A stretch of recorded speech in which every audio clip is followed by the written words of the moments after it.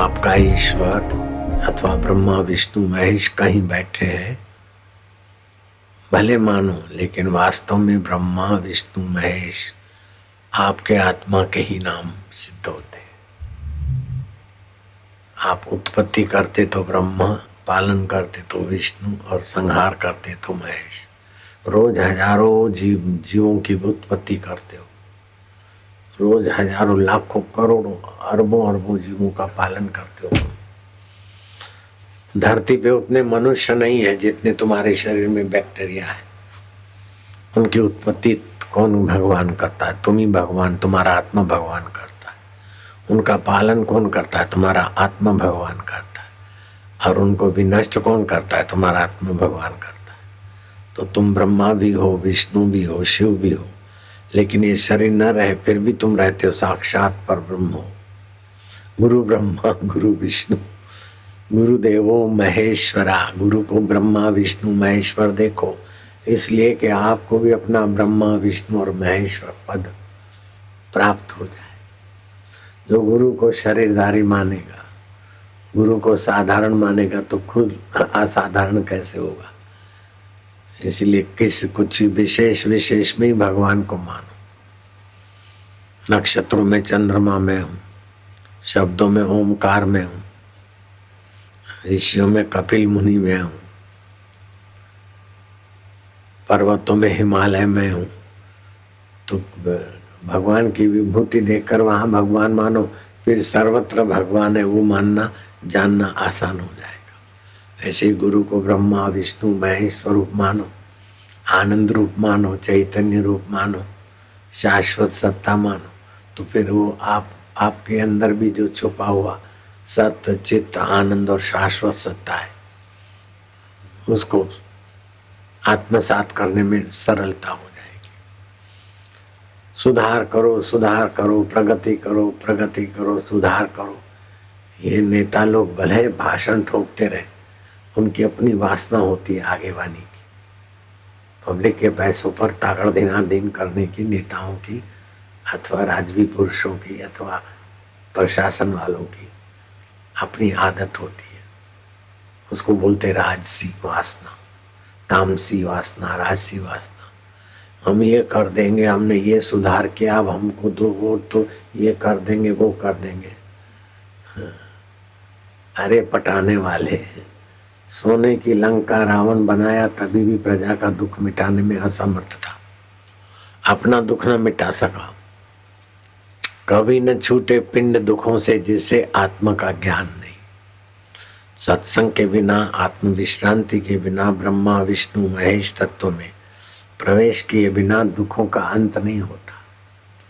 सत्ता पाकर तो राग बढ़ेगा, द्वेष बढ़ेगा, द्वंद्व बढ़ेंगे, चिंता बढ़ेगी, तनाव बढ़ेगा, और अंत में कई सत्ताधीश मरकर बेचारे क्रिकेट हो गए। कई सत्ताधीश मरकर इब्राहिम लिंकन जैसे प्रेतों के भटक रहे। तो सत्य स्वीकार करने की शक्ति होनी चाहिए, सत्य के लिए प्यास होनी चाहिए, तब शाश्वत सत्य का स्वाद प्रकट होता है।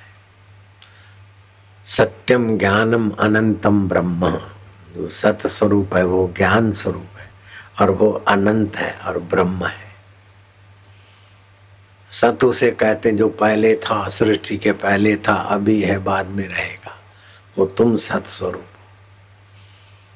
चित्त जो बुद्धि में प्रकाश देता है, आपकी बुद्धि जैसा चाहे ऐसी शक्ति। गीजर को लाइट करंट देती है और फ्रिज को भी देती है। फ्रिज के मशीन ठंडा पानी बनाते और गीजर का हीटर गर्म पानी बनाता। विद्युत दोनों में एक है। ऐसे दुर्जन को, सज्जन को, राजसी को, तामसी को, सात्विक को, मोहिनी प्रकृति वाले को सत्ता तो उसी चैतन्य की है। उस चैतन्य को जो सोहम में मानता है वो तो बाजी जीत जाता है। बाकी उस चैतन्य के द्वारा जो वासना पूर्ति में लगा है वो बाजी हार के चला जाता है। तुम रेती में,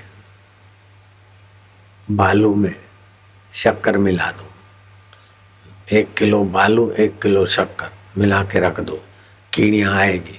बालू का एक दाना भी नहीं उठाएगी और शक्कर को ले लेगी। अब कीड़ी जितनी भी आजकल के पढ़े लिखे लोगों के पास अकल नहीं रही। अष्टधा प्रकृति है बालू और उसको जानने वाला सतचित आनंद परमात्मा, दोनों मिश्रित है, दोनों एकमेक हो गए। तो ये नहीं है, ये नहीं है, ये करना है, ये पाना है, ऐसा करना है तभी सुखी रहूंगा, ये सब बालू खोपड़ी में भर दिया। ये हो चाहे ना हो, मैं ज्यों का त्यों हूँ, इसी की सत्ता से सब चलता है। तो ईश्वर रूपी शक्कर को नहीं खोज पाते, ईश्वर रूपी शक्कर का आनंद नहीं लेते, बालू इकट्ठी करके बड़ा बनना चाहते। कितना भी धन इकट्ठा करो, बड़प्पन नहीं टिकेगा। कुर्सी पर बैठो, लोगों के हृदय में तुम्हारा बड़प्पन नहीं टिकेगा।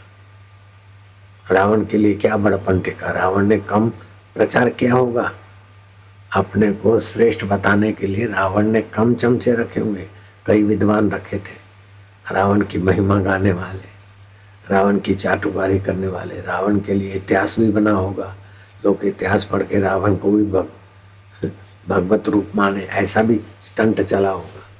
लेकिन जिसको आत्मराम में विश्रांति नहीं, उसके स्टंट से पूजा नहीं होती।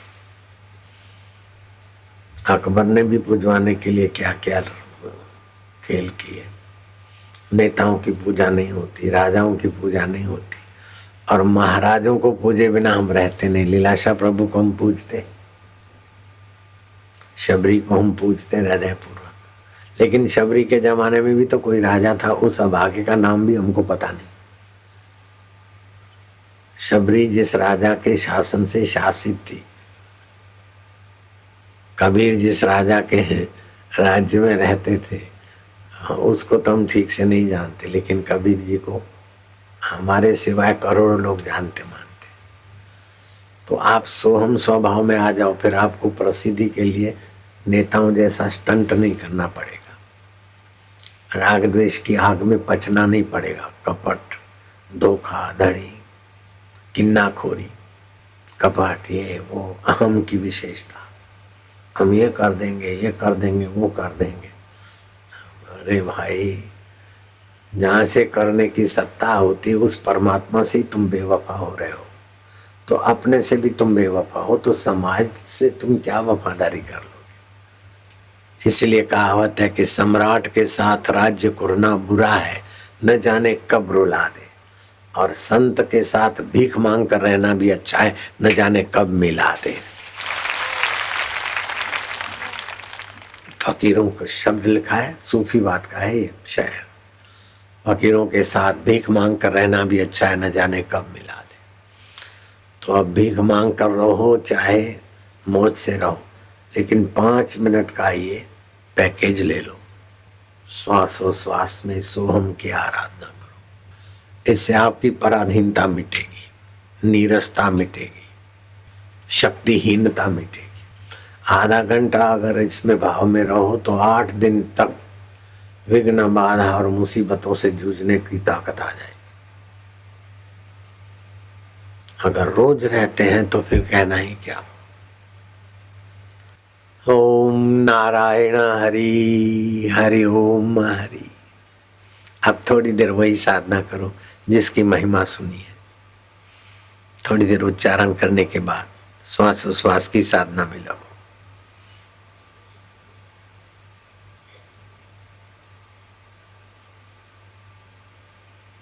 सुमरण ऐसा कीजिए खरे निशाने चोट, मन ईश्वर में लीन हो, हले न जीवा होठ। जीवा तालू में लगा दो,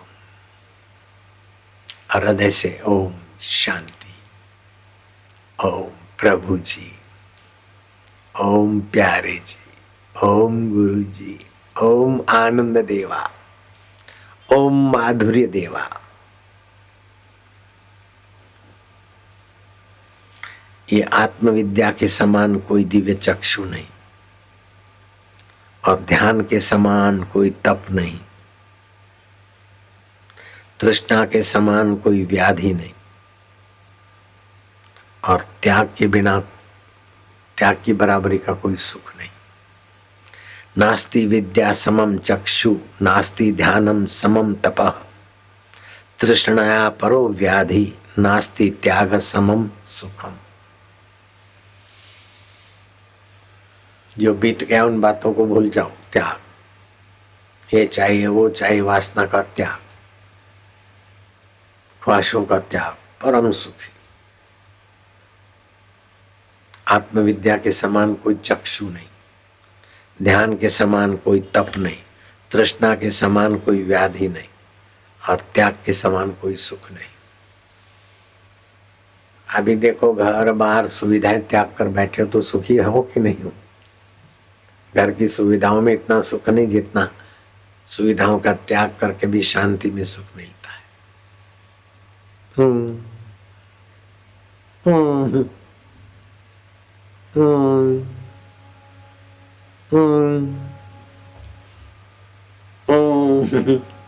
हंसी आएगी। सोहम स्वभाव में, ओम स्वभाव में विश्रांति पाते जाओ। ध्यान के समान कोई तप नहीं। ध्यान करो नहीं, ध्यान हो जाओ। जो आंखें बंद करके आंखों की पुतली पर दबाव डाल के ध्यान करते वो तो मुसीबत बुलाते हैं। सिर दर्द हो जाएगा, थोड़ी देर में उब जाओगे, स्वभाव चिड़चिड़ा हो जाएगा। आंखों की पुतलियों पर जोर डाल के जो ध्यान करते हैं वो निगुरे लोग होते हैं। समर्थ गुरु की सीख नहीं समझ पाते। ऐसे लोग आंख बंद करके पुतलियों पे जोर लगाकर सिर दर्द, खिन्नता और स्वभाव चिड़चिड़ा बना लेते। नहीं, स्वाभाविक श्वास चल रहा है। अपन कभी भी नहीं बोलते आंख बंद करो, पुतलियों पर जोर लगाओ, नहीं। श्वासोश्वास को गिनो, प्रीतिपूर्वक बैठो, सहज में बैठो, तन करना बैठो, अति ढीले मत बैठो। भूख लगे तो खा लो, स्नान के समय स्नान कर लो, सैर करने के समय सैर कर लो। मैंने तो बैठा रहूं, मैं सतत ऐसा करूं, ये आग्रह छोड़ दो। मेरा पति कहना नहीं मानता, आपके सत्संग में नहीं आता, नहीं आए तो नहीं आए, तू मौज में रह। मेरी पत्नी आपके पास नहीं आती, नहीं आए तो तू मौज में रह, तू तो आता है बस। झंझट छोड़ो। गुरु जी सामने है और पत्नी नहीं आती उसका दुख मना रहा है, पति नहीं आता उसका दुख मना रहा है, बेटा नहीं मानता उसका दुख मना रहा है। अरे गुरु ब्रह्म स्वरूप है, अभी ब्रह्मानंद में रहना यार। वो अपने आप सुधरे न सुधरे, समय है उनको सुधार देगा। जिनकी पत्नी आती थी पति उनको रोकते थे, फिर उनके पति ऐसे आने लगे कि पत्नी भी ताजुब करे। कईयों के पति मानते तो पत्नी नहीं मानती, कईयों की पत्नी मानती तो पति नहीं मानते, दोनों मानते तो परिवार नहीं मानता, परिवार मानता है तो पड़ोस नहीं मानता, पड़ोस मानता है तो गांव नहीं मानता। ये तो होता रहेगा। ये माने ये करे था तू ऐसे। जिससे दुख और खटपट मन में पैदा हो उसको उखाड़ के फेंक दे। ओम आनंद। वाह वाह। पति नहीं मानते तो अच्छा है, नहीं तो ममता होती। पत्नी नहीं मानती तो वाह वाह, भला हुआ, अच्छा हुआ। जिससे दुख होता है उसके विपरीत विचार करके अपने आत्म मस्ती जगाओ।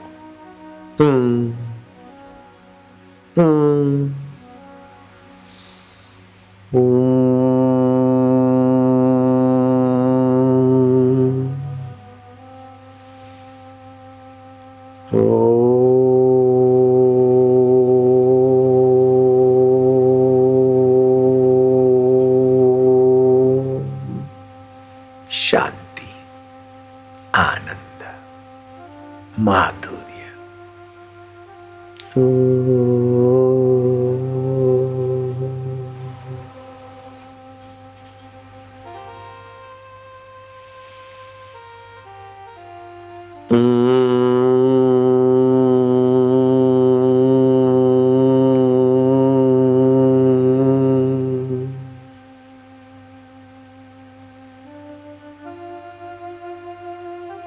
हे मधुमय आत्मदेव, हे चिद्घन चैतन्य, हे शाश्वत, हे नित्य नवीन रसदाता मेरे परमेश्वर प्रभु जी, प्यारे जी, गुरु जी। ओम ओम आनंद, ओम शांति ओम, माधुर्य ओम।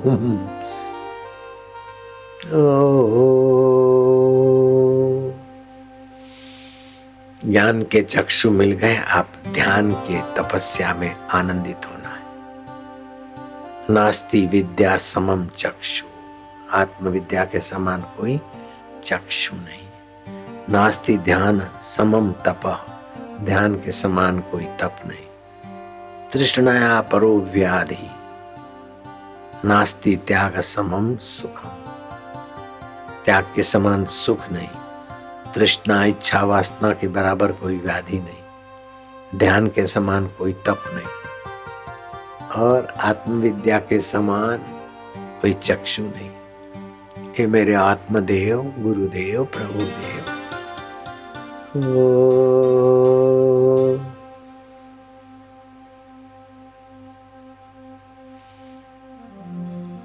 हरि ओम,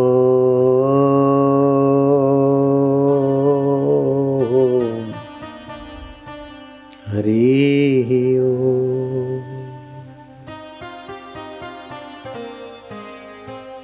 भयनाशन दुर्मति हरणा, कली में हरि को नाम। निश दिन साधक जो जपे, सफल होई सब काम। मधुर शांति, क्या करोगे?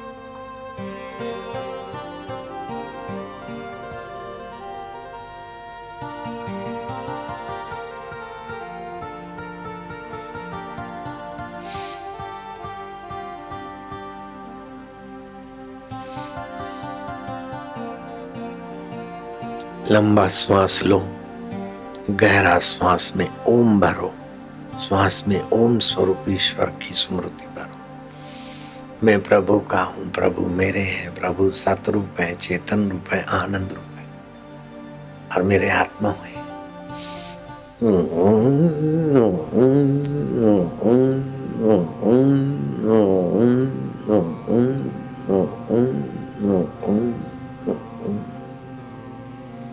दो बार हर रोज करना है। इससे विशुद्धाख्या केंद्र सक्रिय होगा। हाइपोथायरॉइड, हाइपरथायरॉइड जल्दी होगी नहीं, है तो आगे बढ़ेगी नहीं। कंठ मधुर होगा और सुख दुख में समता का साम्राज्य प्राप्त करने में इसका बड़ा साधना का सहयोग है। प्रसन्न रहने में भी ये प्रयोग मदद करता है, ध्यान भजन में भी मदद करता है। 2 बार ऐसा करना है। फिर भगवान मेरे, मैं भगवान का हूँ। भगवान आनंद स्वरूप है और अंतर्यामी है। ओमकार उनका स्वाभाविक मंत्र है।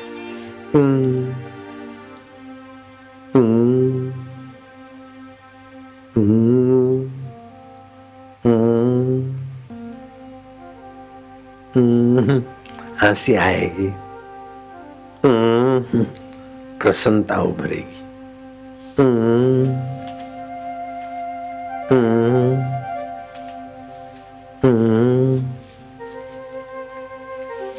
जो भगवान को अपना नहीं मानते और जिनके जीवन में दीक्षा नहीं है, वे अतृप्त रहते हैं। कितना भी धन सत्ता मान मिले, लेकिन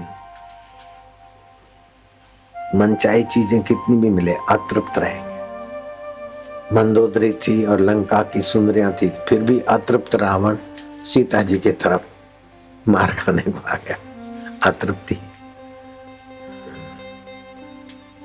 अपने उद्देश्य में देर सबेर वे असफल हो जाते हैं और पाप का संग्रह करते हैं।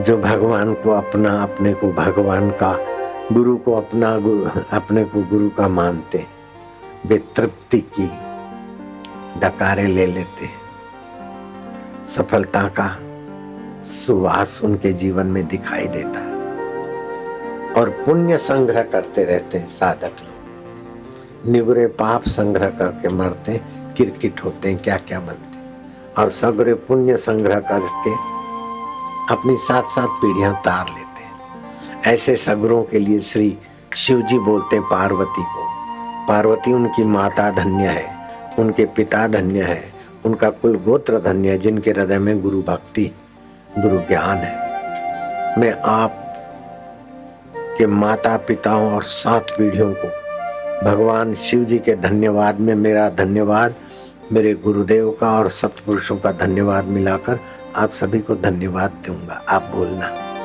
धन्य माता पिता धन्यो, गोत्रम धन्यम कुलोद्भव, धन्या च वसुधा देवी,